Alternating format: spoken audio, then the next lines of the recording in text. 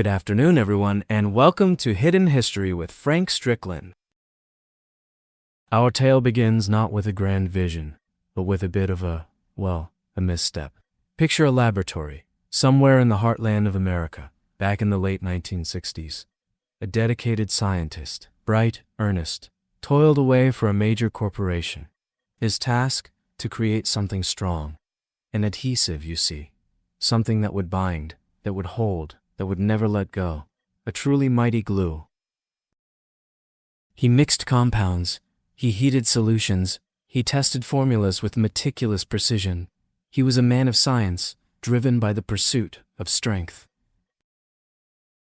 And then he had it, or so he thought. He applied his new concoction.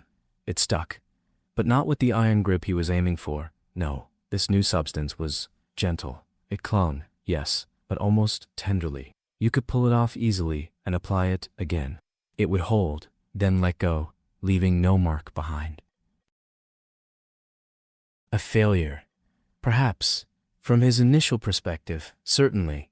He had set out to build a fortress, and he'd created a feather, a weak adhesive, a low-tack anomaly. But he was a persistent fellow. He knew deep down that there was something here, a unique property. He couldn't quite see the application, not yet, but he believed. He spent years giving presentations, showing off his failed invention. He put samples on colleagues' desks, on notes, on folders. He was looking for a problem that his peculiar solution could solve. He was a man patiently waiting for the world to catch up to his brilliance.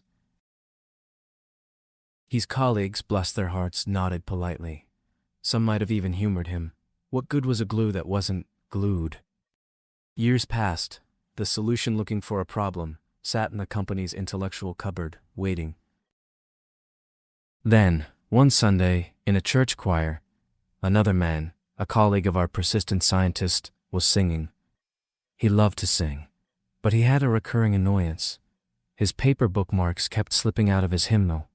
They'd fall to the floor, or get lost in the shuffle. Suddenly, an idea sparked. He remembered those strange, low-tack samples his persistent colleague kept pushing.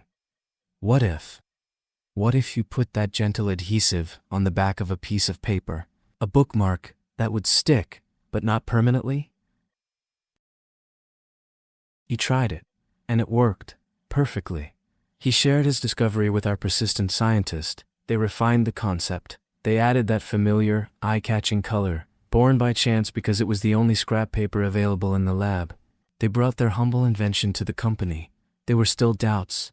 Who would buy such a thing? A piece of paper with a little bit of sticky stuff on the back. But a test market proved them wrong. People loved them. They used them for notes, for reminders, for messages. They stuck them everywhere, and they peeled them off, effortlessly. In the name of that persistent scientist, who accidentally created a revolutionary product by failing to make a super strong glue, his name was Spencer Silver. And the ubiquitous little notes that sprung from his failure and a choir member's frustration? You know them, of course, as Post-it notes. And now you know a little more about history.